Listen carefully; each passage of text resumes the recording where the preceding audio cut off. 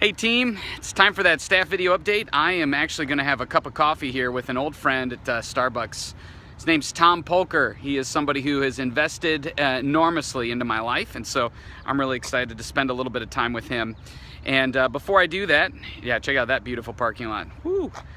Before I do that, I wanted to get our staff video update put in place so that you guys can use it at your campus team meetings and so on.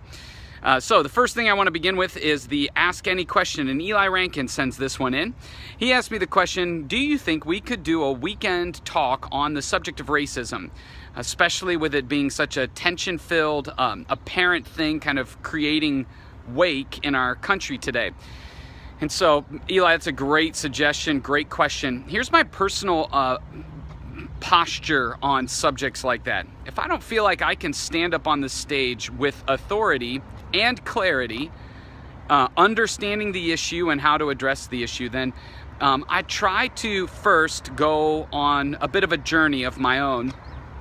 So last weekend, I met with Anika Fields. She had reached out to me after my remarks a couple weekends ago at the start of the Switch series. And so we are going to begin trying to, I don't know, round table isn't necessarily the right phrase, but we're going to start gathering some people around to try to understand the issue with a little more clarity.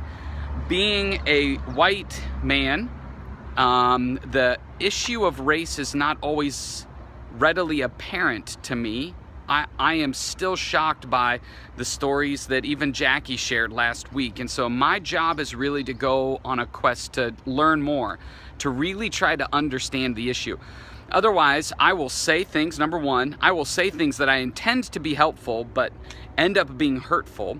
Two, we will appear like we are just leveraging the subject to talk about some popular cultural things as like buzzwords or as a marketing opportunity. So that's kind of the journey that I'm on, and I think you're going to see it weave in throughout our conversations, to be quite honest, as it already has, that every person matters, that we need to see people the way that God does.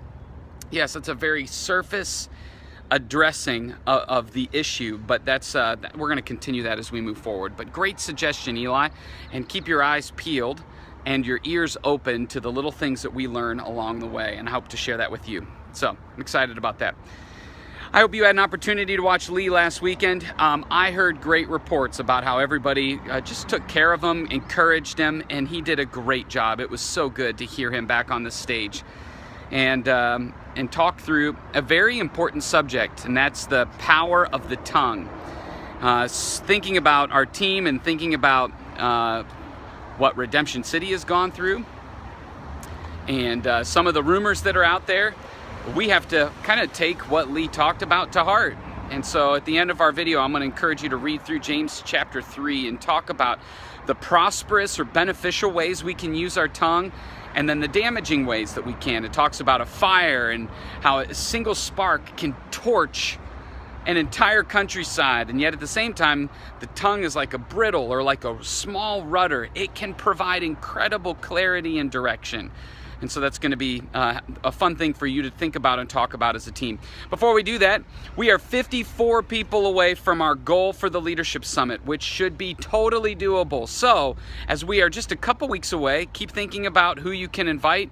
There is always last-minute signups, but I am so thankful for all of you leaning into that. And here's the thing that I want you to think about as an individual or as a team. How are you going to leverage the summit to not just be an event that we attend, but to find the way, hey, Tom just pulled in, but find ways to make sure that people are engaged in the subject that we're talking about. So talk about that as a team. All right. The last thing that I want to share with you is regarding Stephen Whitlow. He had his new church launch meeting last week. I don't know exactly how many people showed up. If people ask why we are surprised and shocked at the start of the church, here's the answer that I give them. It was about 8 weeks ago where Stephen stood up and publicly confessed to some character issues that weren't quite right in his life as a single pastor. About 4 weeks after that, Stephen then stood up and announced the closing of the church due to a lack of unity and division that he took responsibility for. Although there's probably a lot to that story, but he took responsibility for unable to maintain unity there. And then 3 weeks after that or so, he gets engaged. So anybody with a reasonable kind of I haven't talked to Stephen personally. I don't know how he's doing personally, but if you look at those 3 huge events, you got to ask the question, is this the right time? That's why we're shocked and we're concerned. And so I don't need to bring any of my own particular experience or opinions to that. I'm just looking at what he has already publicly shared. And so our job here is to watch our tongue and to not spread gossip that isn't helpful, but to be aware of why it is that we're concerned about all of that. So anyway, just wanted to give you that update.